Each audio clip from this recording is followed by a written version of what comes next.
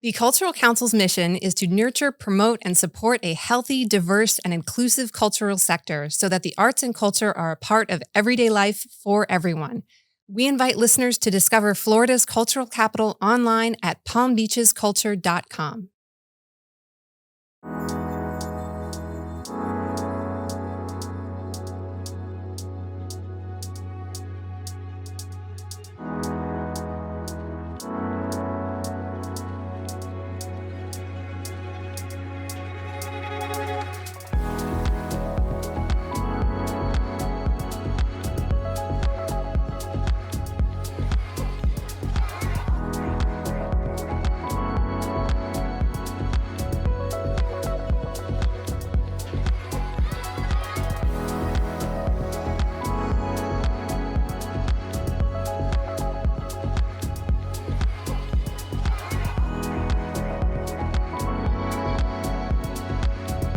Hi, everybody. Welcome back to the Artie Girl podcast. I'm your host, Sarah LaPierre, and we're here to share things all art and culture in Palm Beach County. I have got a very special guest and a friend today with me, Scott Jeffries, artist, you said off camera, insane person. We'll get to that, I'm sure. I have a lot of titles, but I'm just glad to be here in this cozy spot with you today. Thank you. This is cool. This is cool. Thanks for sharing some time with us. Of course. I got nothing but time for you, Sarah. I appreciate you. I love that you came in here wearing some original art too. Like, you're just always with the cool stuff, and most of it you make. So. I mean, you have to rep yourself. Yeah. I mean, who else is going to do it, right? There you go. I mean, people, how are you going to know what's available? Yeah. Everything's for sale, right? So you gotta let them know. And no, it's great. I mean, it's cool to be able to have your stuff and walk around, and people are like, "Is that for sale? What is that? Who made that? What is that?" And you can say, "It's me." Yeah.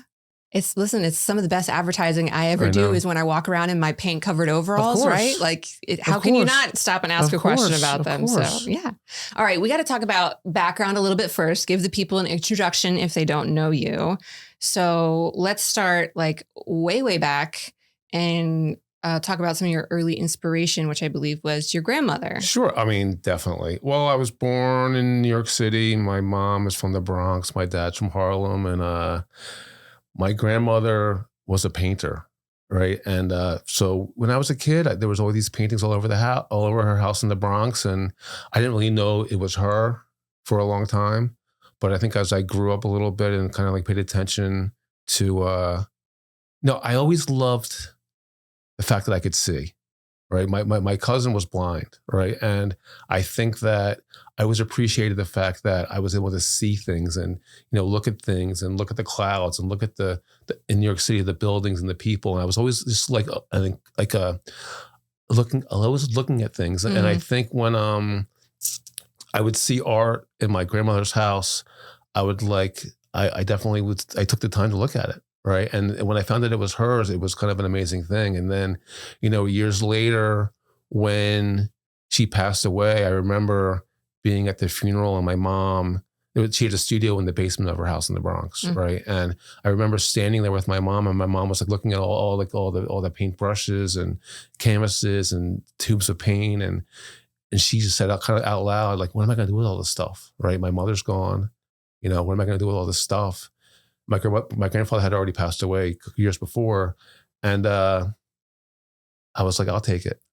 So I just remember grabbing all the brushes, it was like a kind of a box of paint brushes like this, that she had. And I kind of took that and put it in the car. And we were living in Pennsylvania at the time. And I just took all the stuff that I could and packed it away and brought it with me. And I wasn't really...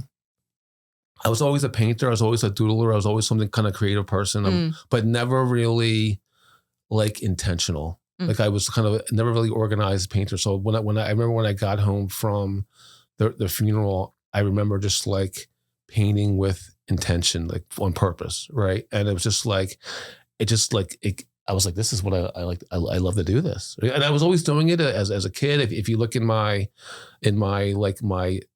school books, my notebooks from like elementary school and high school and college, and the signs were there. It was just tons and tons of doodles and doodles and doodles. But like, I think when I got access to like the tools that my grandmother had been using for years and years. She was born like 1912, right, and painted for a long time, and she was like, from the South, and she wasn't like an artist, so to speak, like out there selling stuff. She was painting for passion. Yeah. Right. And I think that, that really inspired me to like, when I think about her and the way I paint now, it's just always with a little bit of passion. Like, cause I'm not a trained artist. I want, we can talk about, first of all, we can get the word little out of there, not a little bit of passion. There's a lot of passion that I see in your work and in your studio. Like the spaces that you inhabit are passionate spaces for sure. It's fun. I mean, it's fun to be able to be free to do what God or higher power or whatever provides to you, right? And I think that over the past few years, I've been able to tap into that passion and just like build the momentum to keep going with it, And that's what I try to encourage artists all the time to just build momentum with what you're doing. If something happens and it's working, keep doing it. Keep doing it. Yeah, I mean, you never know where those things are going to lead, whether it's for you personally in your own artistic creative development, if it's going to spark something else, or you make connections, you move in a different path, who knows? Yeah. And you've taken multiple paths. So that's what I wanted to talk about too. Like law was a big part of your life. Absolutely. For a long time. And that seems like a completely different world to me than the creative flow of art that you're in now. But is there a crossover? I mean, I think such a weird path from this to that, So I think that I practiced law. I was from Philadelphia. At some point, I went to law school, after college, and I went to law school at Pitt and moved back to Philly. I was a lawyer for a couple of years. I was a public defender. I defended doctors in these medical malpractice cases, but I was still always like doodling and painting, and like it was kind of my hobby, I guess, right? And we could talk about this all day and all night, but to make a long story short, I really, what happened was I in 2006, I got sober, right? For many years in the early 2000s, I was doing lots of things that people that shouldn't do, right? I was shooting heroin, I was smoking crack, I was doing everything in the world that people dream about or have nightmares about, more so to speak, right? Right. So so there was a point in time where I got sober. I moved to Florida, which a lot of people do, surprisingly. But so in 2006, I got sober and I put the law behind me, right? And but what the law did for me, I think, and even early on, law school and like the law teaches you how to think. Right. So I had a process of thinking in my head that allowed me to like, again, build momentum when I found it. Right. And kind of knowing that when, if I work hard at something, there's going to be a success, or if there's situations where, there's a conflict, it'll be resolved. Yeah. Right. Nothing is that important or tragic that I can't, or unsurmountable that you can't ultimately work past. Well, sure, and I think a lot of artists, I think, suffer from this idea of perfectionism, right? They can't like get to the end of a painting because it's like it's not going to be good. I'm like, dude, like it's fine. It's good now. Like the paint, I heard it say it's like the paint is dry. Like let it dry. Okay, it's fine. It's done. Yeah. It's done. And listen, that's something that I always love because we used to be studio neighbors, right? Sure, you're still at the Peach. I was at the Peach for a little while,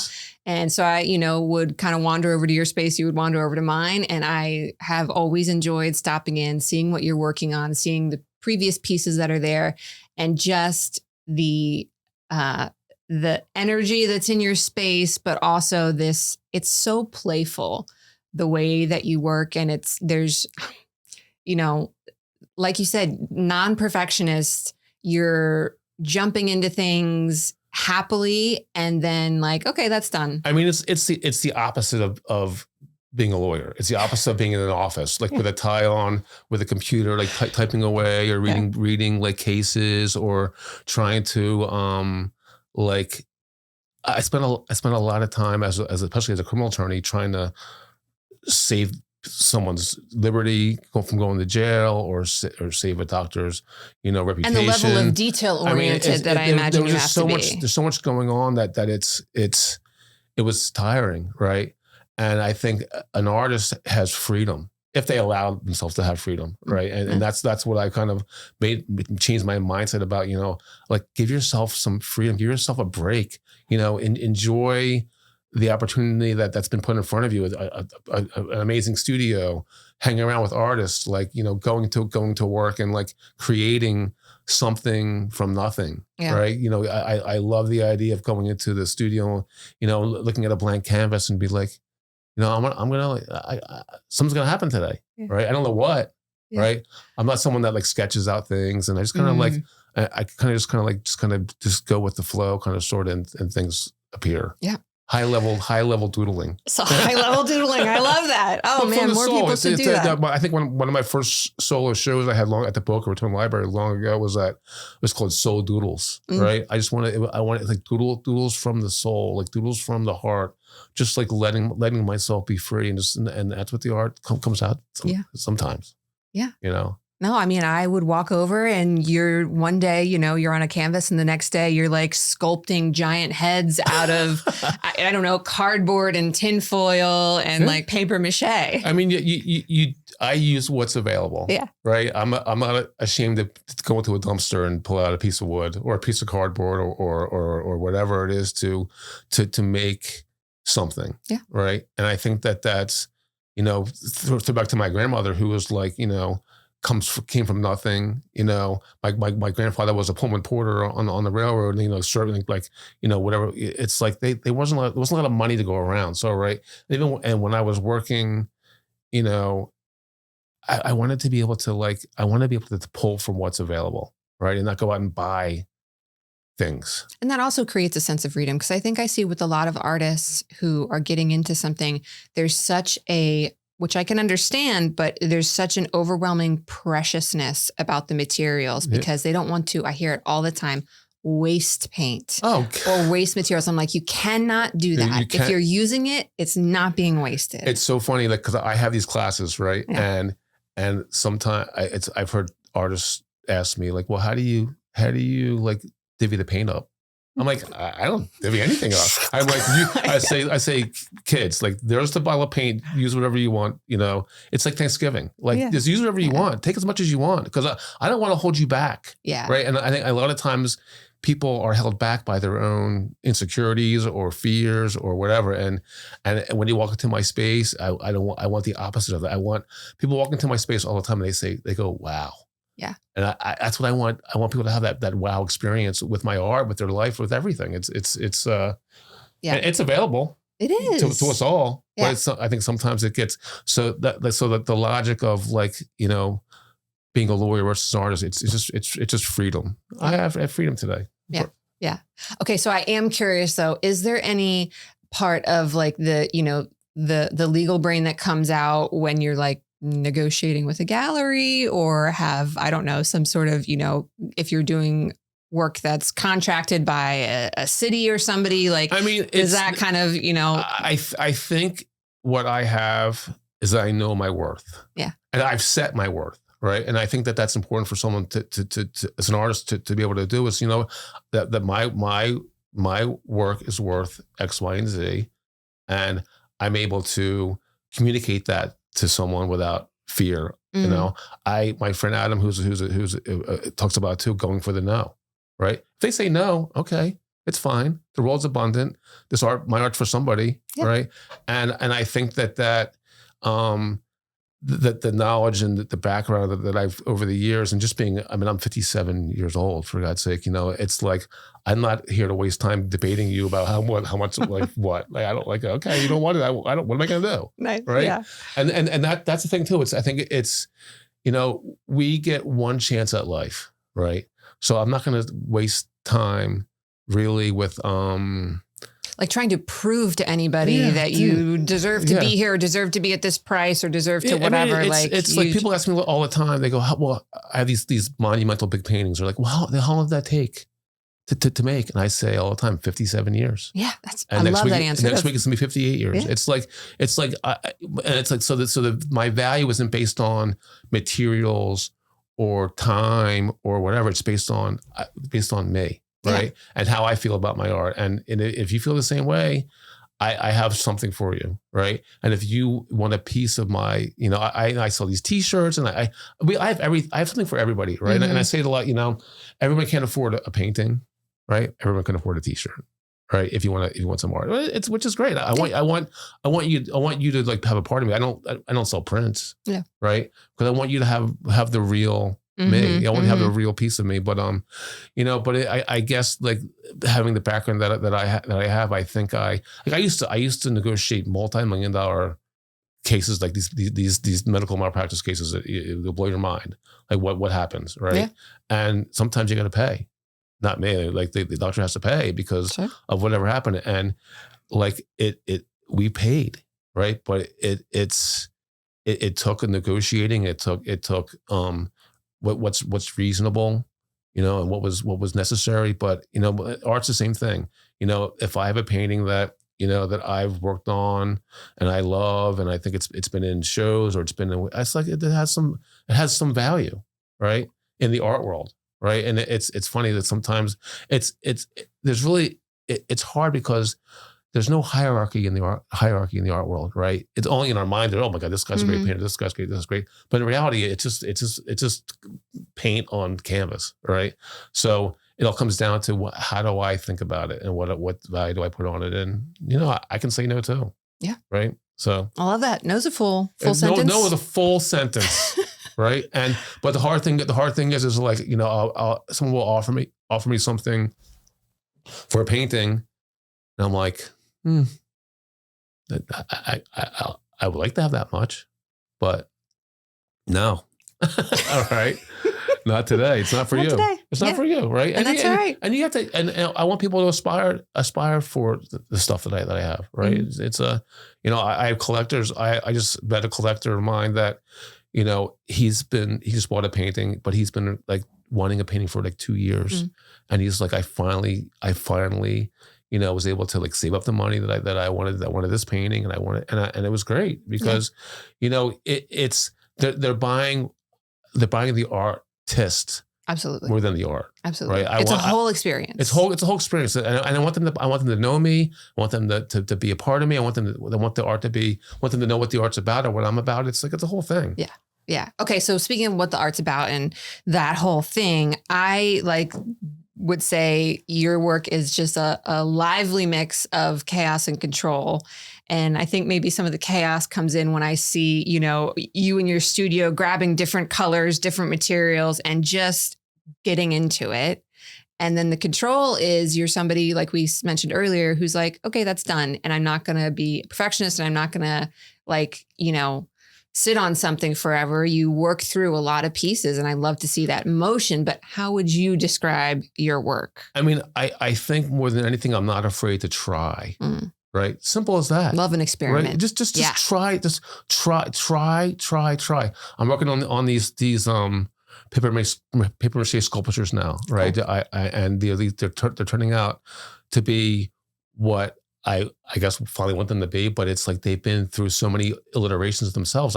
First they were this, and I tear them apart and put them back together. They were in this show, tear them apart, put them back together. So it's like, the art that I have is evolving over time, but there's always a base level of just like freedom, right? I'm not trying to sketch anything out. I'm not trying to be, Leonardo da Vinci. Like I'm not painting portraits. Yeah. What's like? Can you do a dog portrait for me? No, I can't. Have you seen my studio? I can't paint a dog. I can't paint. So the great thing about it is ultimately when a client comes in and says, I want a painting from you, they know my style. They're not going to ask me for X, Y, and Z when they know I'm ABC. Yeah. Right. Yeah. And that's the great part about it is there's no confusion about what my style is, what my talents are, or what my purpose is. And if they question, and I have no problem saying like I can't do that. Right. I can't. Yeah. Right. But I think that I can do maybe what you, as a collaboration between a client and myself, I can maybe do something that we can create together. Yeah. Right. Because sometimes the client doesn't know what they want. Sure. Right. They want something, but the reality is that, but they want a part of me. So let's do something. Let's do something like together, right? So a lot of these paintings that I work on now, like even something like this here, is where these are my raindrop series of paintings, right? But a client will want like reds and blues and greens, and whatever. And I have no problem. I have no problem like giving them a palette that they are working with within the confines of my style. Right. Yeah. And there's no, and that can create something special too, if it's a nice for both of you, because you could also have a moment where you're like, oh, this red that I wouldn't have grabbed otherwise is doing something for me. And that leads you down another spark that, starts the next thing for you. So it is, when you're open to it, it's fun to take on those moments. I'm not too proud to paint, to use blue, to use your blue. I mean, who would I care? Right. And it's funny, like I'm working on a painting now where an old friend of mine requested a painting, and it started out as one thing, but she went to Michigan, and she likes the blue. She's a blue, like she likes blue, right? So I got all the blues I could find, and I'm using all these blues in the painting, and it's coming out great. But it's like I didn't think about it at first, and she didn't think about it at first. But after talking to her, it's just like let's kind of like make this a little the blue painting for you, because that's what you love, right? Why not? Why not? Yeah. Again, back to also the experiments. It's experimenting, and it's being open-minded to something, and actually like letting yourself like make mistakes too, because quote unquote mistakes, because everything's not going to work out perfectly how you want it to, but sometimes it does, and it really gives the art something special, because it's not like it's real. Right. It's me. Especially in the age that we're in now with AI computer generation, it's like, everything to the perfection, or, it's like human-made, handmade is. There's no mistaking that my art is not AI. It's like that a real person did that. I don't know who it was. It was like either it was a 5-year-old or a 57-year-old, but that came out of a real person's hand. That's perfect. Right? It's more of what I want to see. Right? And it's which is fine. People use art for many different things, whatever. But there's no mistake. And what I love really too about the way I paint is like, it's mine. Mm-hmm. Right. If I'm walking down the street and I'm like, oh, that's a Scott Jeffries for sure painting. Yeah. Which makes you feel good. Yeah, it is wonderful when, you have this clear and present style that, even like you said, through the fluctuations, through the different iterations of things that come and go, you have a recognizable hand that is just unmistakably you. Because I can only paint like me. Right. And it's funny when I have these groups come in and they ask me like, tell me what to do. I'm like, I'm not an art teacher, right? If I don't want to, I paint like me. Yeah. I want you to paint like you. Yeah. Right. And that's the key. That's what they're like. Oh, that's a good idea. I don't want, why would you want to paint like me? Yeah. Right. Yeah. Paint like you. You're just the conduit. You're here with the paint and the supplies. I'm here to motivate you to do it. Yeah. Right. Because a lot of times people are like, I can't paint. Right. And I'm just like, you can. Right. Maybe you won't. Yeah. Or you're fearful. But once you get a brush, touch it to the paint, move it around the canvas, you're actually painting. Mm-hmm. So let's go. Okay. Right. And that's simple as that. And sometimes that's all people need, a little bit of a push. Just the encouragement to get past that first step of, it being scary because, again, the materials are too precious, or the canvas is a blank white canvas. I'm not creative. I don't know how to do this. I never did this before. Mm-hmm. Okay. I didn't ask you all those questions. Just like sit down. I don't just come on, right? Just hold a brush. Let's go. Let's go. Yeah. So let's talk about community too, because you are, you're such a welcoming person, and your space has been used for a lot of things. Again, you've got this great studio at the Peach, right? You have varying hours there. You've got all sorts of events going on. You've started hosting a Tuesday nights. It's called Come Paint With Me. Come Paint With Me. Yeah. Simple as that, right? And again, it's 6 to 8 at the Peach. It's completely free. We take donations. We'll take donations. But really what it is I wanted to use my space for something, right? And what happened is that I was teaching. I on Tuesday morning, every Tuesday morning, I have a group of kids come in from an adolescent treatment center. That's right. Yes, I want to talk about this too. So on Tuesday afternoon mornings, whatever, on this group, Family First, which is an adolescent treatment center. Yes. In Palm Beach Gardens, right? So I'll just back up a little bit. Yeah. During COVID, since I've been, like I said, I've been sober for a long time, and I'm a lot in the recovery community, so I know a lot of people that are in that world. So a friend of mine worked at a treatment center down in Hollywood. And he said during COVID, he's like, my kids, my clients can't go out of the treatment center.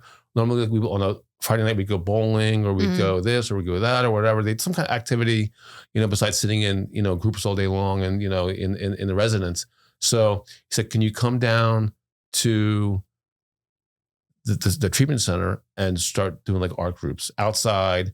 We're all separated on different tables. So I heard it to build some kind of community of where I go to these treatment centers during COVID and do art groups outside, right? And it was great. It just built up over time. It was awesome. But so when I got to the Peach, someone approached me and said, I work at this adolescent treatment center. We know what you do. Can you come to our treatment center to work with these kids? I said, how about you come here? Come to me. Everything is here, right? So every Tuesday, a van full of kids from this treatment center, and their behavioral and mental health, they're oppositional defiant, they're bipolar, they have all these things that are going on with them, but they're kids, right? So so we just basically do a little art group, right? And they come in, and I say to them, I'm not a therapist. I'm not here to analyze your life or whatever just goes on in your. I know you're in treatment and you have these therapists and you have this and that. That is not me, right? We're here to have a good time, listen to music, kind of like we do a little meditation first. It's like meditation in motion. Like I want you guys to. So when you're at a treatment, right? I want you to have an option beside doing drugs or doing this or doing that. Like this is an option for you to do something instead of whatever you're going to do otherwise, right? So that was my Tuesday afternoon, right? So I had all the tables in my thing set up, and I was like, I ultimately wanted to do a thing where I did it with adults and bring people into the Peach and bring the community together. So I started to create this campaign with me on Tuesday nights, which is also Taco Tuesday at the El Segundo, which is a restaurant next door. It's under the Peach. And it just started to be a thing, right? Where community is building. You have regulars. It's a place to be on a Tuesday night. And that's back to that momentum you were talking about, locking into when you find something that there's like a great community aspect happening. You have the space, you have the materials, you have the capacity to open the doors and say, come on in. And the first couple of weeks, it was just me and one other person. Then it was two people. Then it was three people. Then a woman came with her son, and she put a TikTok out, and that went viral and then there's like, it's just momentum has been building. And what I'm able to do is be consistent, and it's available, right? And it's not for anything else but to bring people together. And now it's great because it's like people are coming, like as couples or by themselves, just to meet people, just to do something, right? And the cool thing is it's not a sip and paint, right? A lot of people, think that I don't know, it's that you need to have alcohol to like have a good time, right? And this is the opposite of you can drink if you want to, right? But it's not a sip and paint, it's a paint. Right. And it's a paint and hang and the connect. And that's the difference. I think that why it's working is because people are coming to connect and talk to, and it's like, they come in and I say, talk to your neighbor. Yeah. Like, I don't know whoever, what's your name? I don't know. What's your name? Yeah. Meet. Right. And, it's like, again, like a big Thanksgiving dinner where you just pass the peas. And you get to have this shared experience. And again, it takes away the fear and the pressure because, my neighbor hasn't touched a paintbrush in 13, 12 years, however many, never. And you get to kind of share this, like, I say release the fear of being like cringe or doing something that you're bad at or not being good at it immediately. And it's 2 hours, so it's all like you're not going to like change the world in here in 2 hours, right? And I'm going to start. And I started to think about it the other day. It's like stop, put your phone away. Like stop trying to trace something you see on the phone. Sure. Or look at I want to look at this. Oh, this is. I mean, the inspiration is it's in there, right? So I'm trying to encourage people to like put your phone away. Stop looking at something else. Like create something that's inside of you. I love that. Right? I think it's the same, really removing the phone is kind of the same thing as removing the alcohol too. Like a reminder that you don't need anything external in order to be creative. You don't. And it's just like, that's why it's so cool to see a blank canvas. And all of a sudden it's like, we create something out of nothing. Right. And we all can do that. Right. But it's just fear of I'm not going to do it right or I mess up, especially with the kids are like they put like one stroke of paint on the canvas. I messed up. I was like, you do not throw that out. I know. I remember because my studio was facing the front, so I would see the vans roll in. Right? I'd be like, oh yeah, it's Tuesday. It's Scott's kids coming in. And one time, one of the kids, came over with one of the counselors who, one of their guardians, whomever. And, was really bummed out about the painting that they were like, this isn't good. I gave up. Like, can you give me some advice on this? I don't feel good about it. Like things are wrong. And I'm like, well, I'll share a lesson that my dad shared with me early on that stuck with me. And I feel like is a decent one to remember, that don't judge it too harshly. And if you feel like there's something wrong here, you're going to fix it on the next one. Perfect. This one's great as is. You've learned something. And now if you feel like you can improve upon the skills that you just put down on this, next one. I love it. And a lot of times what I'm doing now is I'm giving them 2 canvases. So this is your canvas. This is your scratch paper. So so it's like, if you don't, they're like, what do I do here? What do I do here? I'm like, well, try it on this one and do it on that one. Sure. Right. Just give yourself dude, it's, what are you doing? Yeah. Right. You're 15 years old. You're 12 years old. It's like, it's going to be fine. Right. It's going to be fine. And, once that they understand that it's a freedom to make mistakes, quote unquote, or mess up, or, we're in painting, we're layering, we're putting layers on. It's like, there's nothing underneath, but perfection. Right. Progress is perfection. Right. When you're putting stuff on and layers on, you're putting on just like layers and layers of you. And ultimately it's going to it's going to build to something. It's amazing. Yeah. Well, but you have to pull it out of people sometimes. Yeah. Which is fun. A lot of people need encouraging. That's all right. Your space is good for that though. Yeah. And even again, back to kind of the resourcefulness that you utilize as a creative. The last time I think I visited your studio, you had some of your faces and they had like these really chunky textural pieces. And you were like, oh yeah, the kids, they squeeze out their paint on the palette. Then eventually, they don't use all of it or whatever and it dries. You started peeling away those like chunks of paint and applying them to your canvases and making these faces. And I love that. That is my new gold. It's gold. So a lot of the kids are very, I don't know what the word is. They like things to be like perfect, right? Clean. Yeah. So I use these little palette things and they started to peel off to be clean for themselves. I'm like, don't throw out those paint chips, right?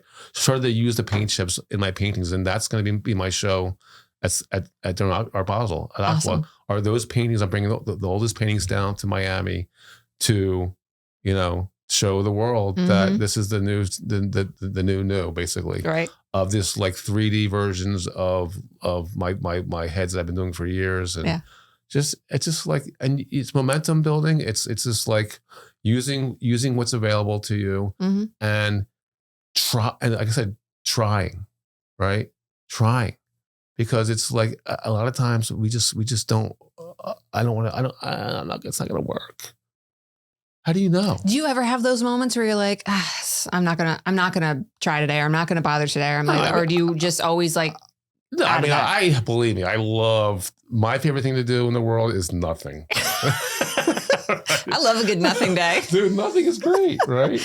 Yeah. But when I get going, when I get motivated, I'm on. I'm on like Donkey Kong. I love it. But believe me, It's not that I'm not doing nothing because I'm fearful. Yeah. I'm doing nothing because I'm lazy. Well, listen, I also have I don't think there's a moral or anything application to doing nothing. Like, I don't think doing nothing is bad, and I don't think it's good. I think sometimes nothing can be necessary, especially as a creative person, because you need space to breathe, to let something else in. I mean, we're just talking about those paintings with the paint chips.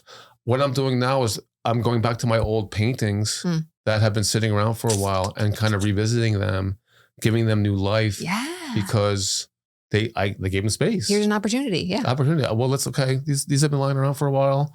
You know, they used to be available for this much. Now they're more. That's right. Because like the values come up because they've been given a new life. Yeah. Who knows? Cool. All right, we're going to take a brief little break. We're going to circle back. I've still got more questions. But we're going to take a little break and hear a word from our wonderful sponsor, the Cultural Council for Palm Beach County. So stay tuned and check out this message from them. Those dinner reservations and tea times will have to wait, because there's an art-filled paradise beyond these beaches. A mecca of masterpieces, spectacular sights by day and night. A cultural capital that's calling your name.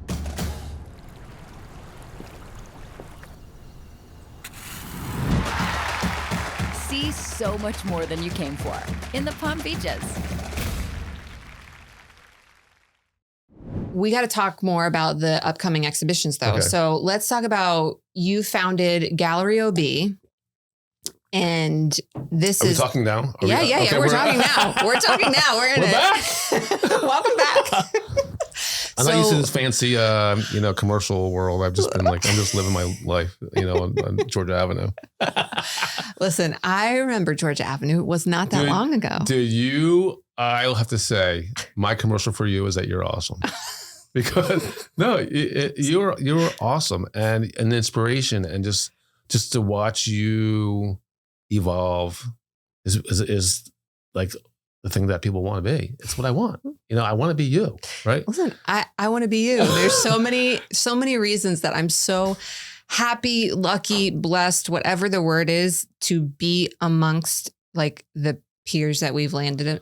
Dude, we have incredible people here. That's what I love about just Palm Beach, is that people are not trying to like be selfish about their joy, right? Oh, yeah. Share the joy, right? Why not, right? And that's, I years ago, I started this gallery. First it was called the Outback Gallery. So I live in Lake Worth, and I wanted to, during the Lake Worth Painting Festival, I wanted to have people come see my art. Sure. Right? Because, why not? It's an art festival. And so what I did, first I moved to Lake Worth about 5 years ago, and I created something called the Outback Gallery. So I invited people, my artist friends that I know. I said, okay, listen, what we're going to do is I'm going to put art up in my backyard, right? And when people come walking past my house, I'm going to be a sign in the front that says gallery. And they're going to say, well, where's the art at? I'm saying, it's out back, right? So it became the Outback Gallery. Outback Gallery. Outback I love Gallery. it so much. So basically, that's where it started, in Lake Worth, at my house, where I wanted because a lot of people are always asking, like, where are you showing your art? What gallery are you in? Whatever. And it's just like, I don't have a gallery. I'm not anywhere. I'm at my studio. I'm at my house. Whatever. I'm not. I wanted to create something where people, including myself, were able to show their art, right? Because art's great, but people need to see it. The access to it is important, right? It's great, but how are you going to know? Right? Instagram's great, but to see, Facebook is great, but to see a painting in person is like everything. Yeah. It's everything, right? So I started to do this, over the past couple of years, and it evolved into doing it so a couple of yeyears ago, I was at Spectrum, which was I had a solo show at the Spectrum during Art Basel. And the next year, there's this show called Red Dot, which is next door, and they only allow galleries there. Right. So I was like, you know what? I want to make this like a real thing where we can go on the road and start, bringing artists from wherever to these places. So Outback Gallery became Gallery OB. I mean, a Gallery OB just to be a little more fancy, sure. right? Yeah, I mean, a little more cachet, right? From Outback Gallery OB, and so that's where it became just, but it's still Gallery Outback, right? But it's just, so a couple of years ago at Basel, we were at Red Dot, and I had maybe a couple of different artists there. My friend Ryan Chua and Austin, and it was great, right? My friend from New Orleans was there, an artist too. It just evolved over time to what I want it to be, and it's still evolving, right? To have art in like these kind of unconventional spaces, I don't know if you know this, but this is like kind of trending now, becoming more popular, where artists are doing this similar thing. They're hosting galleries in their backyard. Like they're creating, they're using their fence. They're creating, some temporary walls. They're inviting other artists. They're doing the non-traditional spaces because there is too much,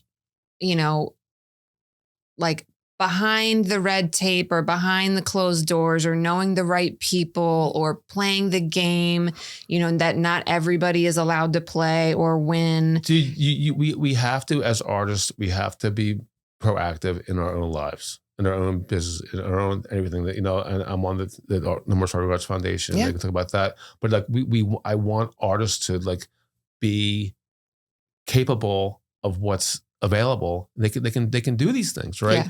Putting something up in your backyard is not hard, right? Call if you're an artist, other artists, your artist friends, call a bunch of them and be like, hey, let's have a show. Got a couple easels? Let's go.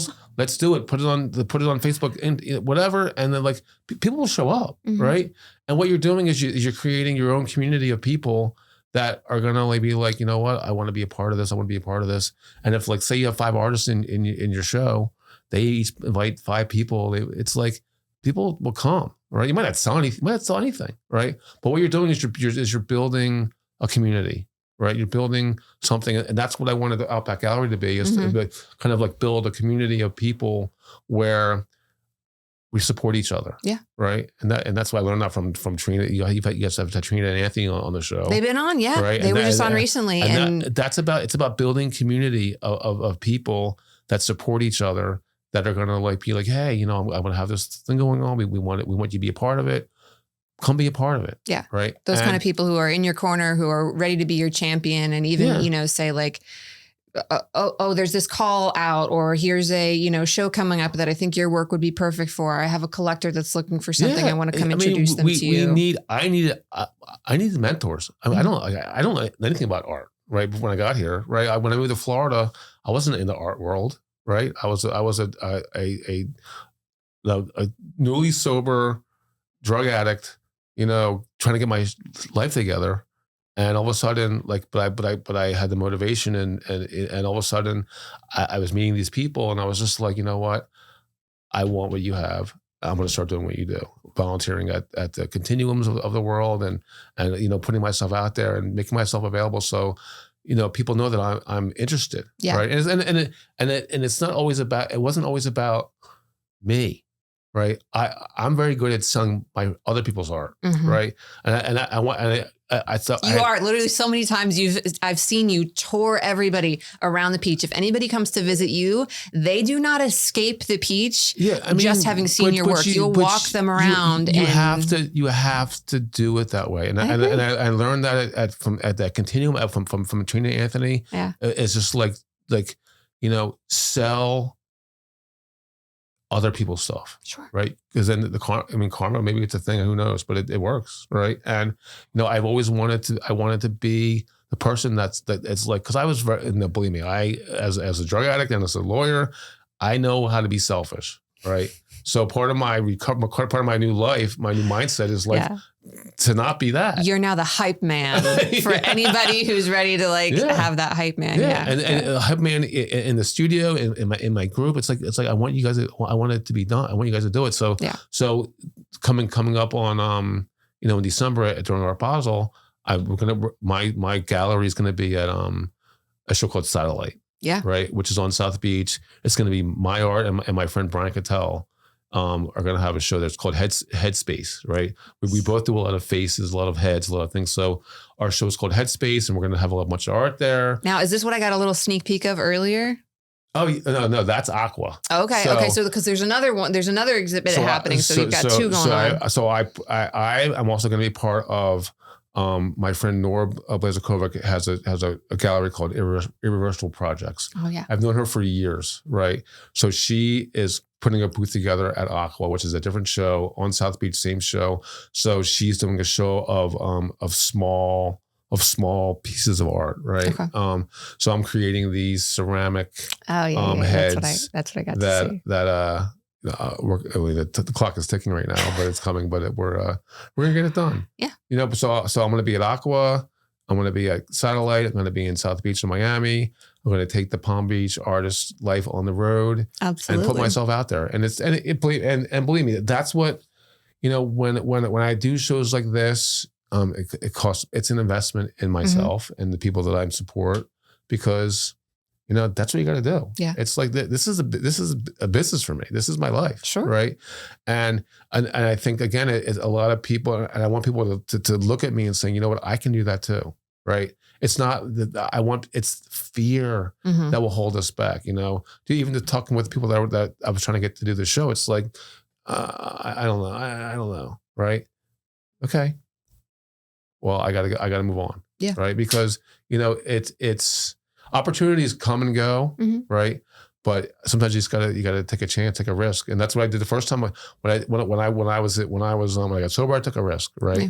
When I moved to Florida, I took a risk. When I, started the Outback Gallery in the back, I took a risk. When I started the Gallery OB, I took a risk. It's like, we have to take these risks to see what's available to us and see what works, and, adjust the sales if something's not working perfectly, and, just keep moving. But it's like, this is a life that has, value, and it's fun. Yeah. Right. I'd rather be hanging out with you right now than sitting in an office, like typing like law stuff. Hard same. Like, what am I gonna do with yeah. I gotta go to court, put a tie on. No. Hell no. Listen, I think I had a retail job for 48 hours and I said, thank you, goodbye. No, it's like, there's better things that I mean, this is like, this life is a gift. Yeah. Right. And I love to hear, artists go, Michael, complain about their art life. I'm like, okay, go do something else. Like, see how that works out for you. Come on.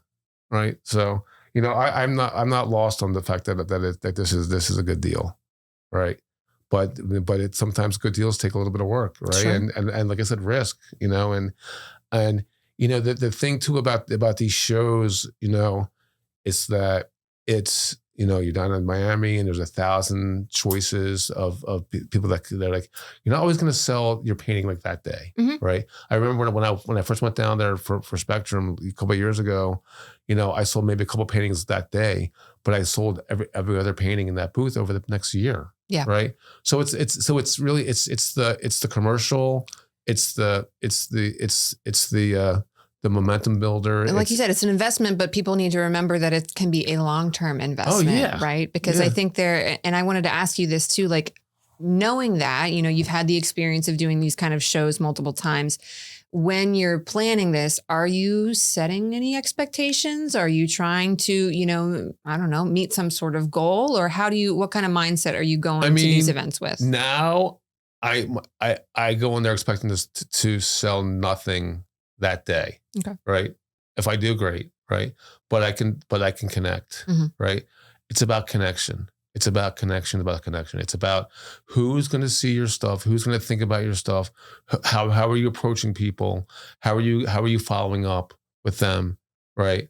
Because a lot of times these paintings, I mean, sometimes if a painting is like this $10,000, that's like buying a car, a crappy car, but it's a car. It's still a car, yeah. Right, or a car, or whatever it is. It's not small potatoes, right? So for some people, sure. Right? Sometimes $10,000 is like people whatever, you got it, right? But so it's like they're thinking about it. They have to talk to their designer or their wife or their husband or whatever. Or which house is it going to go in? Is it going to go in the Florida house or the New York house? They got to measure, right? I got to measure, right? But it's too, like this year I'm focusing more on smaller paintings because over time it's like people can see, they can kind of visualize more maybe what a small painting can look in their house. They have space, right? Right. But the real goal is of these shows is to get them back to the studio, right? I want you to come to the Peach. I want you to be in my space. I want you to see my larger paintings. I want you to like sit there and be, not the hustle and bustle of the Art Basel. Yeah. I want you to sit down and chit chat with me. And I want you to see like my larger pieces. And let's talk about. You can get the full Scott Jeffries experience I want you to just to be. I want you to be friends with me for the rest of your life, right? And a lot of them they are, right? But it's like, but that's the thing. I want them to be part of me, right? And I want them to feel like I pay attention to, because if you're spending $5,000, $10,000, $20,000 on a painting, right? I want you to like know who you got it from, sure, right? And I want you to enjoy it. I want you to like be like, I love this guy. And for that, yeah, exactly. That's such a wonderful, mindset to have, because I think it's something that many artists tend to miss or don't recognize, that it's such an important part of of what people are buying into. And I'm not by any means a huge art collector, but I do love to collect art. Yeah, I and do too. A big part of that is like, oh, I know this person and there's a story behind it and why we chose this piece or why it ended up being here. Or like, the whole encompassing package is such a good memory to attach to something that you might look at every single day. It's great. I get texts all the time from people that say, Scott, I love this painting. It makes me smile every day. And I just it's like a random text. I'm like, I'm glad you like it, right? I'm glad. Right, because that's what it's about. Because it's like, because you're what you're doing is you're putting a piece of you in someone's house, right? And they're walking past us on the way to work every day or coffee or whatever. Just letting that realization sink in. Yeah. Whenever that happens, I'm like, oh my God, that's huge. It's great. I love this. I got this random text and they're like this. It's a lot of these paintings too. They like bring people joy. The faces, yeah. Because it's just like they're like I see myself in this paint. I see myself. I see my kids. I see you, I see me, I see something different all the time. And it's like, that's what it is. It's like, my paintings are mirrors, right? That's what I can say. I want, it's a mirror of what you see that moment, right? And the more that an art collector or whoever's in my space is looking at stuff, it's like, I see something in me in that work, in that face, right? And it's amazing. Yeah, right? It is. There's a little moment of magic that happens there. Can I share with you one of my favorite version of text that I get is people will every once in a while send me pictures of clouds or sunsets and be like, these are Sarah clouds. Oh, that's it. And I'm like, you're looking up at the clouds thinking of my paintings. What could be better than that? It's great. It's the best. It's great. And even people are like traveling wherever and they'll see a painting of someone, not mine, but they're like, this painting reminded me of you. They're thinking about me. I'm just minding my own business, right? I'm like, I appreciate it. You're in Canada or wherever you are. Yeah. And they're like, they send me a text of like, and it's like, I like that. And I'm like, I love it. Get the name. So good. Yeah. Right. Yeah. You figure out who it is. That's. And I love when people come into the studio, people that are like, that are collectors, but just people are knowledgeable about art. And they're like, I was with a woman the other day, and like years ago, someone told me about Purvis, an artist from Miami. Okay. And I forget his last name right now, but he's a famous Black artist from Miami who was like, my art reminded me of him, of her, to this woman, and I was like, oh, I never knew who that was until years ago. Someone mentioned that this art reminded me of Purvis. So I was like, oh, it's great. Right. To be able to have people tell you about your art that you have nothing about. Yeah. Right. I'm a big fan of now the Cobra art movement, which is like these Dutch painters in the 50s and 60s. I knew nothing about it. Right. But someone came up to me and said, oh, that art reminds me of X, Y, and Z. you should look this up. And I look it up. I'm like, holy shit, this is great. Right. Yeah. So that's what art does. It creates these extra moments of expansion, whether it's for you or for the viewer. And it's like, I'm getting my art school for free. Right. I went to law school, undergrad and law school, and I went to drug rehab. Right.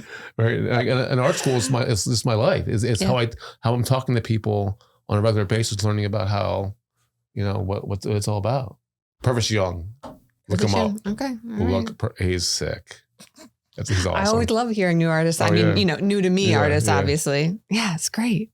All right. There's a couple other things. Like, let's circle back to the recovery. You've always been open about that. Absolutely. How has that journey, I guess, shifted the way that you show up in the art world? I think, again, it's all about freedom. Yeah. It's all about not taking myself too seriously. It's not that important. Right. I should be dead for real.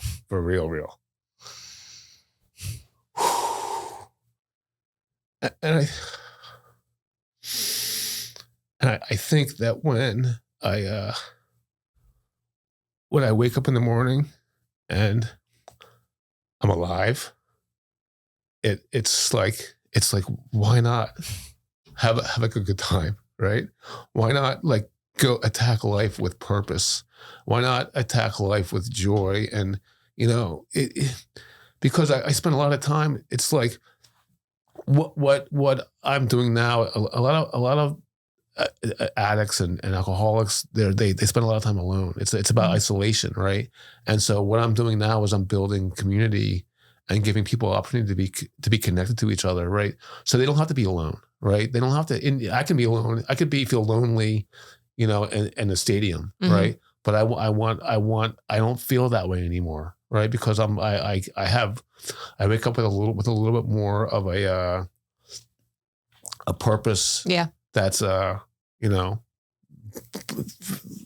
getting drunk and not getting high all day long, right? And it's like, and I found a community of people that are like-minded. Not just found it though, making it too. Yeah, making it and thriving in it and pulling people in to it, right? I'm trying to give people the mindset that you can, and that's why I love the Campaign With Me nights, because people are coming by themselves, right? And they're like, adults, right? And it's open all ages, but it's like, hey, come on in, have a seat, hang out with us. Right. Meet Sally, meet Joe, meet whatever, this is like, I want you guys to be friends. Yeah. Right. And you've been there, and in multiple ways in the addiction and out of it. And I think artists similarly share probably a lot of those experiences of isolation, because being an artist can be extremely isolating. So I think opening that door and, knocking down the barrier, making it casual, welcoming. It's, the antithesis of any pretense or anything like that you're giving people a space is huge. And that's why I think the people in Palm Beach that I've met so far, artists are they're like, hey, I see you're doing paper mache, blah, blah, blah. I like to use this kind of whatever glue, try this out. Yeah. Right. Who was the guy? I forget his name. There was a guy early on that I was like, he made these word paintings, whatever. He died a couple of years ago. He would, but he was like, I'm like, how do you get your painting so shiny? He's like polyurethane, whatever. Right? What do I know, right? Yeah. But I was amazed by that. He told me, right? Not that wasn't really he told me. I was like, he was just like, yeah, this is how I do it, right? Yeah. It wasn't a secret, right? We're not. I'm not here to give secrets, and I was like, that's how I want to be, right? Because I think it's like a lot of people, the problem is that I think about just myself all the time, right? My problem is selfishness. My problem is it's like, I'm not much, but all I think about, right? And that's where my mindset changed when I got sober. It's like I stopped thinking about me. I stopped making my own rules, right? I stopped. I started to ask for help, right? And especially in the art world, it's like I don't know. You can ask Trina and Anthony that I was in my early art shows with them, right? Trina and Anthony Burks, right? They've been on the show, so they're very mentors of mine, and have taught me a lot, right? But I went to it. I applied for a show, got in the show. I brought the painting to the space. And the back was, I had used, what's it called, masking tape or the tape. What's the tape? Duct tape? Duct tape. Yep. They're like, dude, you can't duct tape a painting like to the frame. That's not how we do it here. This is real life, right? And I'm like, Basquiat. This is like. It's like, no, boy, dude, just get a nail, right, or whatever, right? Buy a screwdriver, whatever. You're like, you whatever, right? Yeah. But it was funny, but it informed my life in that, like, you got to step the game up, right? If you want to sell this stuff, and that's what I try. That's what I'm doing. Right? But when you find yourself with those people, that then sparks something within you that's like, oh, that moment of resource sharing is so good, and it's good for me, and it's good for them, and it's good for the whole community. If I have an opportunity to turn around and say, here's the next little up level you can do, dude, and that's how I met Noor. That Noor because I was at an art show. And after this show, a lot of the artists were kind of like complaining about X, Y, and Z. This didn't go right, blah, blah, blah. And me and Nora I didn't really know her. And she's like, well, what's up with you? Why aren't you complaining about whatever happened, right? I'm like, I'm just grateful to be here, right? And she was like, oh, okay, I want to work with you, right? And she gave me her card. And, 2 months later, I'm like at Art Basel. Because I had a good attitude, simple as that. Didn't complain, and she helped me create this, like, my 20-foot tall inflatable X. Oh yeah. I've had solo shows with her and Brickell and Miami and so many that we'd made a book. It's like I've done all these things with this woman only because I had a good attitude on a day, right? As opposed to, any other day. And that's what pays, not like being a jerk, right? And it feels better in the long run, too. It's like momentarily, it feels good to be like, that sucks. This sucks. Yeah. Like, oh, it's raining. For a couple of minutes, that feels good. It's gonna and rain. Then it doesn't. It's gonna rain. It's gonna rain. I'm like, we live in Florida. It rains all the time. Right? What are you going to do? Right? I can complain about the rain, or I can get an umbrella. What do you want from me? Right? It's just like, I don't know. I don't know.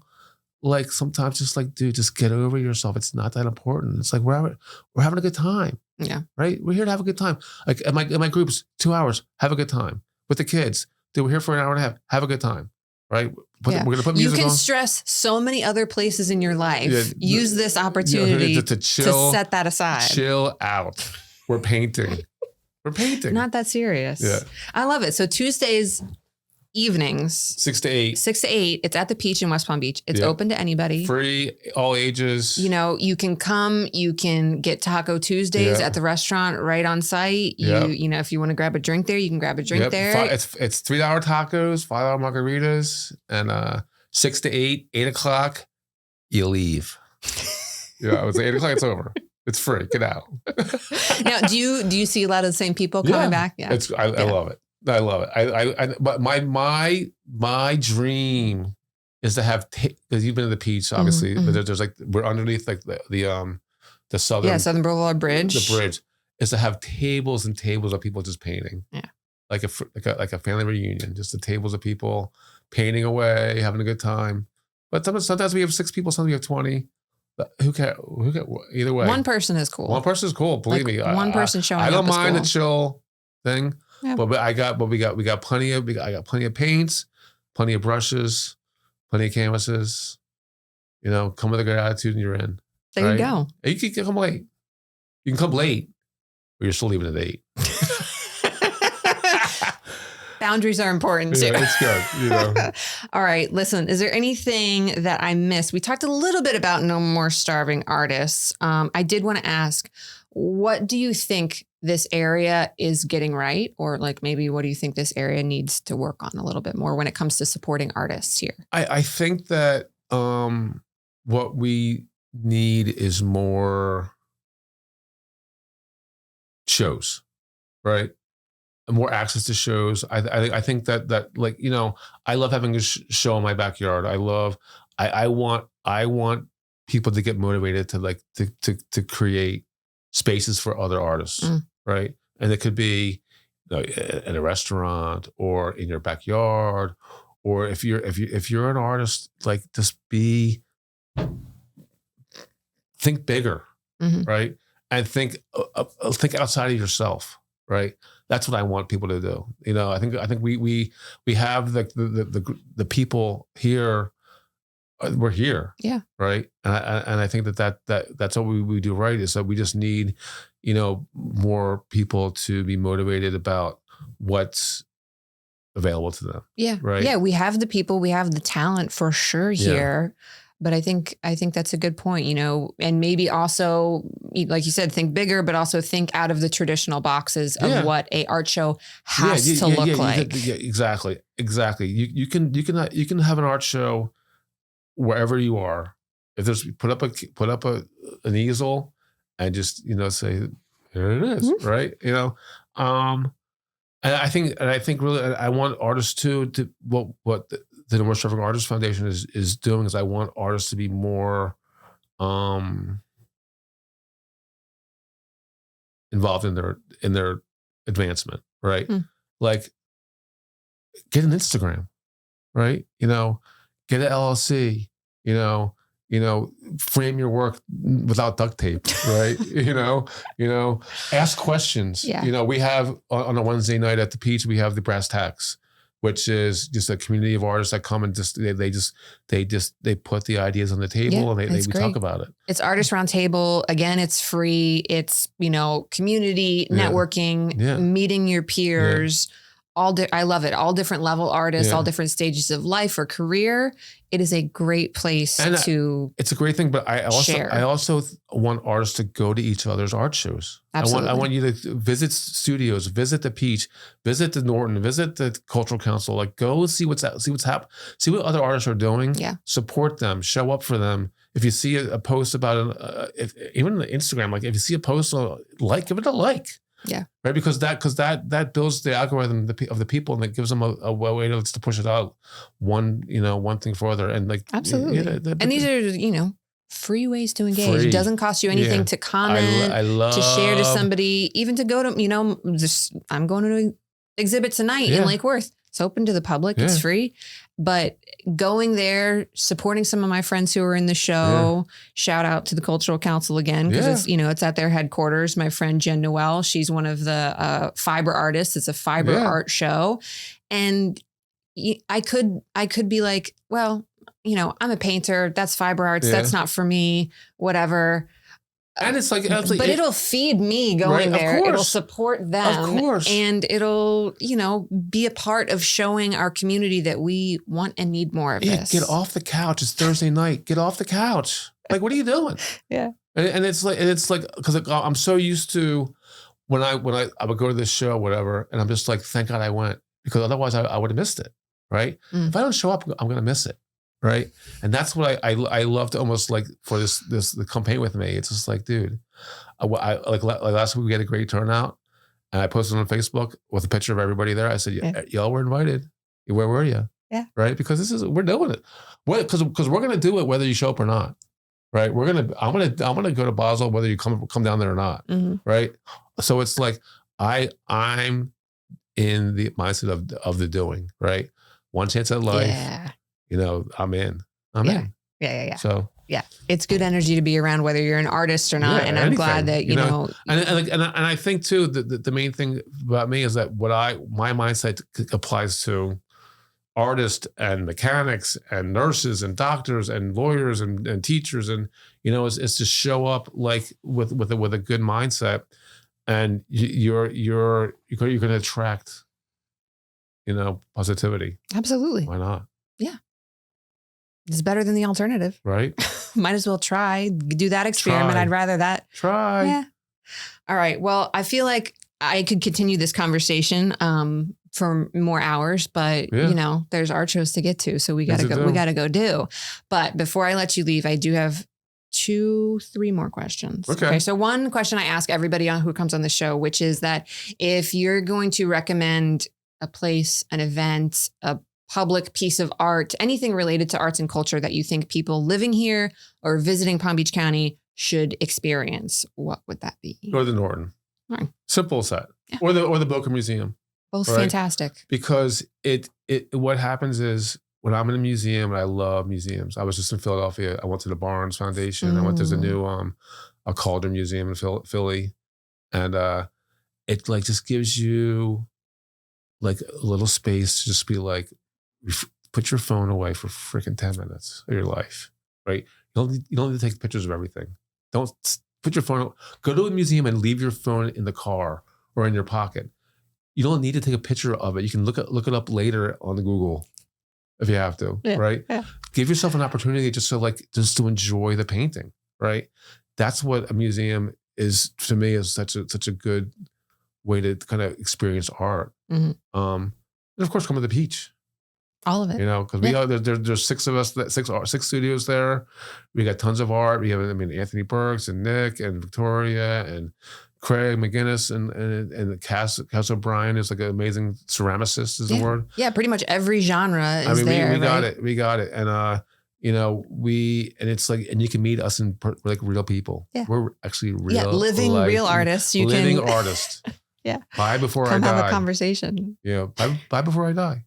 Right. I think that's on a t-shirt next. Yeah. You know, if it hasn't been already, it probably is. I've hashtagged that many times, but they don't listen.